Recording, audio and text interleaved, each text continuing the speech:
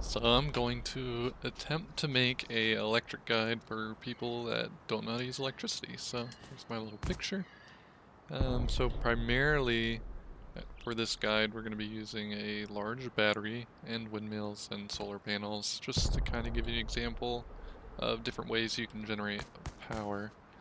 So I would normally wouldn't hook up my circuit like this, so obviously out in the open, they're very easily destroyable and it's more visible. So, but just so everything's visible for you to see, I just put it out in the open. So these are root combiners. Their purpose is just to combine different sources of power. So you have 15 units of power coming out of this solar panel, 15 units of power coming out of this one. You use the root combiner and it'll combine those power sources. As you see here, you get 30. So we have two solar panels here, and it doesn't matter, they don't have to be the same. You could use a windmill and a solar panel. It still combines their power. And you can further combine those powers to one single thing. So between 3 solar panels and a windmill, at this time we have a combined 145 units of power. This is going to plug down, if you follow the cord, it's going to plug into our battery. It shows that our battery is charging. Ultimately, the battery outputs 100 power. If you are using power directly from a large battery, it needs to be greater than 100. Otherwise, you'll use power faster than the battery's charging, and things won't function properly in your circuit. So what I do with my circuits is I typically like lights, because I'm a role player, and then obviously turrets. So I'm going to show you how I would hook up just 3 turrets and lights. So from the battery, you're going to run the out source of power into an electrical branch. From this electrical branch, I typically branch off the amount of power that I think I'm going to need for my lights. For this example, I just set up 3 lights. We have one here, and one at the front. Lights take 2 units of power for them to function. So at this time, I just want to branch off 6 units of power.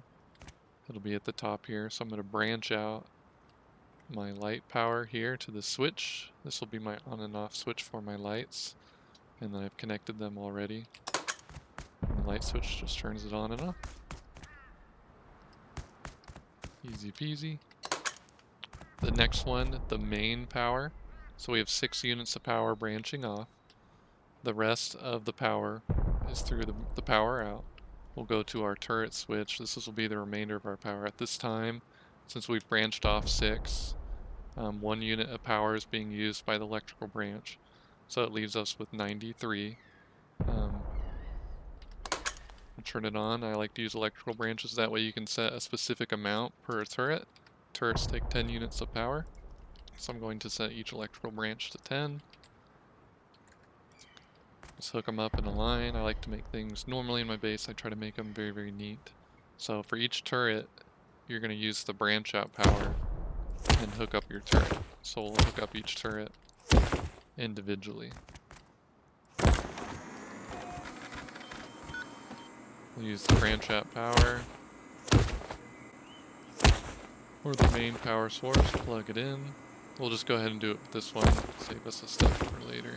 You just keep connecting the main power side to the next one. And you only use the branch out slot for turrets. So one's already plugged in. We'll go to the next one. I already set it to 10 units of power because that's all it needs. Turrets just need 10 units of power.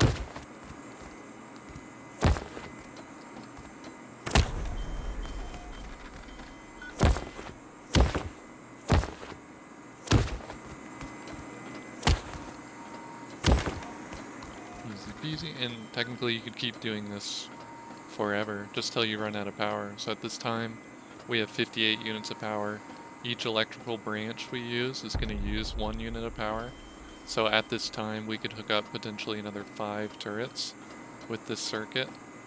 If we got rid of the lights, we could go on to 6, connect 6 turrets up to this. But this is my half-assed video. I don't even know if that helped or was useful to anybody, but I gave it a college try.